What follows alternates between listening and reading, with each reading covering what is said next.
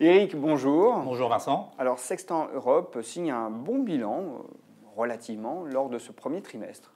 Effectivement, le fonds a baissé de 2,4% au cours du trimestre. Ça se compare à un indice de référence qui est en baisse de 4,2%. Les conditions de marché sont assez compliquées depuis le début de l'année. En effet, on assiste à un retour très significatif de la volatilité. Absolument. C'est vraiment le point marquant de ce début d'année. Alors pourquoi cette volatilité? On voit 4 éléments qui jouent. Le premier, c'est que les marchés sont quand même plutôt chers, et surtout le marché américain qui est très surévalué. Je dirais que ça, c'est quelque chose que tout le monde constate. Avec, en deuxième point, le risque d'une allumette qui s'enflamme qui est liée au leadership américain, qui est assez particulier, avec des déclarations intempestives sur à peu près tous les sujets. Troisième point d'environnement, c'est le dollar qui baisse, et ça va impacter les profits des entreprises européennes. Et quatrième point, tout le monde est un peu nerveux sur les taux d'intérêt. On sait qu'ils vont finir par remonter, mais on n'en maîtrise pas bien le timing et l'intensité. Retour de la volatilité donc dans les marchés, mais également dans le portefeuille du coup. Absolument. Les performances dans le portefeuille sont assez disparates. Alors, on a de belles satisfactions avec des titres qui montent de 10-15%, comme CX, EasyJet ou Rocket Internet. Alors, Rocket Internet, c'est la réalisation que c'est très value. Ça vaut le cash plus les participations cotées. EasyJet, c'est le fait que les prix des billets d'avion sont en train de remonter assez fortement en Europe. CX, c'est la poursuite des gains de part de marché sur les marchés européens et américains qu'on voit depuis plusieurs années. Alors on a eu de la volatilité également à la baisse avec des titres comme Iliad et Ontex. Absolument. Ontex a baissé de 20%. Sur des résultats qui n'ont pas été très bons, puis une mauvaise maîtrise d'une acquisition au Brésil.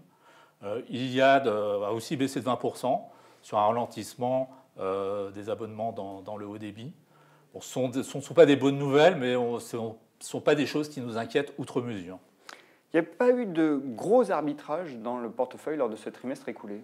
Non, alors il y a eu quelques allègements sur des titres comme Sopra, Dia ou Zooplus. En revanche, sur les entrées en portefeuille, on a fait rentrer deux nouveaux titres de façon assez significative. Alors le premier? Alors le premier, c'est une société allemande qui s'appelle Heidelberger Druckmaschinen, on va l'appeler HDD, c'est plus simple, qui est le leader mondial des imprimantes, des machines à imprimer, avec 40% de part de marché. C'est une société dont le marché a été très compliqué depuis le début des années 2000, c'est un marché qui a baissé de plus de moitié. Avec la digitalisation de la presse? Absolument, voilà. Un écroulement du marché à destination de la presse, un marché d'ailleurs dont ils sont sortis, et ils se consacrent essentiellement au marché du packaging. Donc une restructuration qui a été menée dans les dernières années, dont on pense qu'elle va maintenant porter ses fruits, ce qui va permettre à la société de se désendetter assez rapidement, et on pense voir un beau levier sur les résultats dans les 3 prochaines années. Alors ça, c'est la première valeur. La seconde? Alors la seconde valeur, c'est Dignity. Alors c'est un petit peu particulier, c'est une entreprise de pompes funèbres au Royaume-Uni.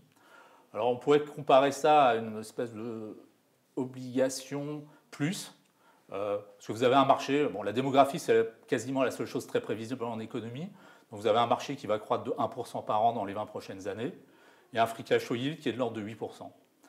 Alors pourquoi c'est devenu intéressant? C'est que le titre a baissé de plus de 60% dans les 6 derniers mois. Parce qu'ils étaient sortis du marché en termes de prix, et ils ont décidé de prendre le taureau par les cornes et ont baissé leur prix de 25%. Donc les résultats se sont adaptés, mais en revanche le fond de l'histoire reste le même, mais avec une vision de leur prix qui en même temps nous paraît beaucoup plus réaliste que par le passé. Eric, est-ce que je peux déduire des cas d'investissement que vous venez de nous présenter, que vous allez, ces prochains mois, aller sur des dossiers plutôt contestés?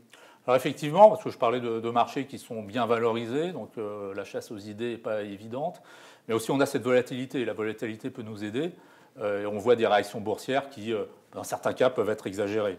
Donc on l'a vu sur Dignity, ça a baissé de 60% très rapidement, mais si on revient sur HDD, c'est un titre qui, depuis le début des années 2000, a été divisé par 10.